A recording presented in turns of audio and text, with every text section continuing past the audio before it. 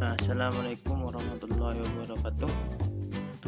Perkenalkan, nama saya Ahmad Sukriyandi, NIM 1906311001113 kelas 5D. Di sini saya akan membuat video tentang pengantar pemrograman berbasis web. Tujuan: mahasiswa mengetahui dan memahami mengenai dasar pemrograman berbasis web, berbagai aplikasi yang digunakan, editor yang digunakan, dan dapat menjalankan aplikasi yang digunakan dalam pemrograman web. Pengenalan pemrograman web. Sebelum memulai dan mempelajari pemrograman web, maka penting untuk mengetahui berbagai aplikasi yang akan digunakan dalam pemrograman web, antara lain seperti 1. Web server atau Apache, IIS, personal web server atau PWS, PHP server, database server atau MySQL, PostgreSQL, MS SQL, Oracle, dan lain-lainnya. Web editor atau Dreamweaver, Aptana Studio, dan lainnya. Yang pertama itu MySQL, merupakan salah satu database dari sekian banyak database lain seperti Oracle, MS SQL, PostgreSQL, dan banyak lagi. Semuanya mempunyai fungsi dan manfaat yang hampir sama, namun dalam pengerjaannya sedikit berbeda. MySQL menggunakan bahasa SQL dan dapat dikatakan sebagai PDMS. DBMS atau Database Management System merupakan salah satu sistem dalam mengakses database dengan menggunakan bahasa SQL.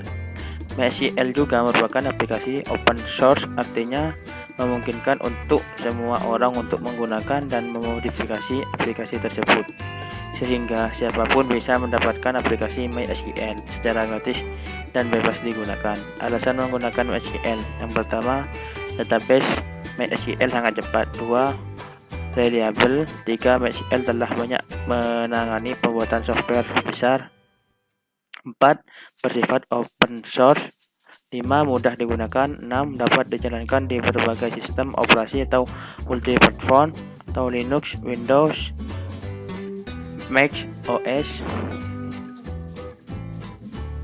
7. Server multithread, dapat menangani beberapa permintaan atau request secara bersamaan.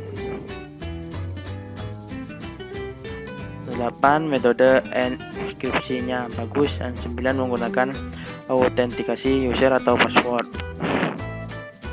Yang kedua, HTML atau Hypertext Marketing Way, merupakan suatu teks dengan berbagai teks atau tanda tertentu yang digunakan untuk memformat layout menjadi dokumen. Yang ketiga, server-side scripting PHP. PHP pertama kali dibuat oleh Rasmus Lerdorf pada tahun 1994. Server-side scripting merupakan sebuah teknologi dalam pemrograman web atau scripting di mana skrip atau pemrograman diterjemahkan di server. Dengan menggunakan server-side scripting memungkinkan untuk menghasilkan halaman web yang dinamis. PHP merupakan salah satu contoh dari server-side scripting. Hal-hal yang dapat dilakukan dengan menggunakan PHP antara lain: pertama, mengurangi waktu untuk membuat web berskala besar. Yang kedua, mampu menciptakan web interaktif. 3. Mendukung e-commerce atau shopping carts. Kelebihan PHP itu gratis. PHP dapat didapatkan secara gratis dan bebas digunakan. Kedua, multiplatform, dapat dijadikan di berbagai sistem operasi seperti Unix, Linux, atau Red Hat, Ubuntu, Mandriva, Fedora, dan lain-lain, Microsoft, Windows, Mac OS, dan lain-lain. Ketiga, mendukung banyak database, contohnya seperti MS SQL, MySQL, Oracle, PostgreSQL. Yang keempat, on the fly PHP dapat digunakan untuk membuat suatu dokumen teks, Word, Excel, PDF, menciptakan image dan Flash, juga menciptakan file-file seperti zip, XML, dan lain-lain. Yang keempat itu internet. Internet merupakan contoh jaringan terbesar yang menghubungkan jutaan komputer yang tersebar di seluruh penjuru dunia dan tak terikat pada satu organisasi pun. Siapa saja dapat bergabung pada internet dengan menggunakan jaringan ini. Sebuah organisasi dapat melakukan pertukaran informasi secara internal ataupun melakukan pertukaran informasi secara eksternal dengan organisasi-organisasi yang lain. Berikut gambar dari internet.